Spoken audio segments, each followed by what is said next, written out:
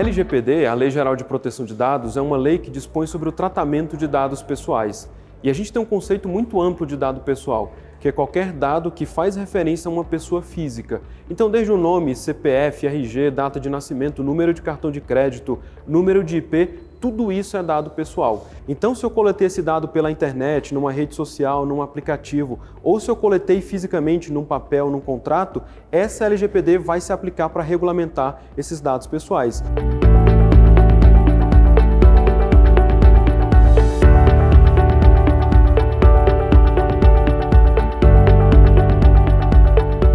Essa lei se aplica tanto a pessoas físicas como a pessoas jurídicas, públicas e privadas que tratarem dados pessoais.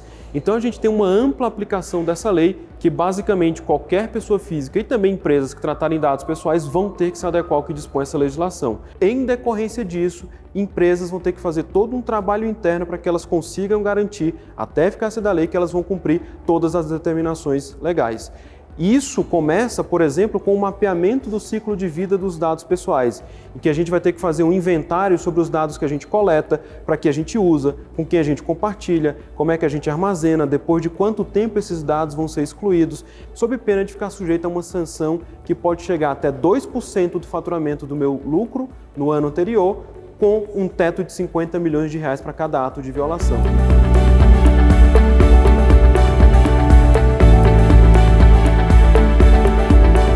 Existem algumas poucas situações em que essa lei não vai se aplicar, como, por exemplo, se você tiver um uso privado e não econômico de dados pessoais. Outra situação em que a LGPD não vai se aplicar é quando o Estado tiver na sua função de defesa pública ou segurança, porque isso basicamente poderia prejudicar investigações.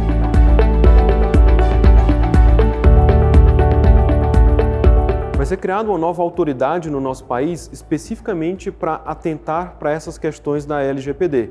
Essa autoridade ela vai criar uma cultura de proteção de dados no nosso país, regulamentar pontos específicos dessa lei e também vai fiscalizar e sancionar empresas que não estejam compliant com essa nova legislação. Mas o mais importante, a gente tem uma tranquilidade de que essa lei não vai impedir desenvolvimento tecnológico, não vai impedir a inovação, muito pelo contrário. Vai trazer uma segurança muito grande para a gente saber até onde a gente pode ir e quais são os nossos direitos como titulares de dados pessoais que vão ter que ser respeitados sob pena de sanções a quem violá-los.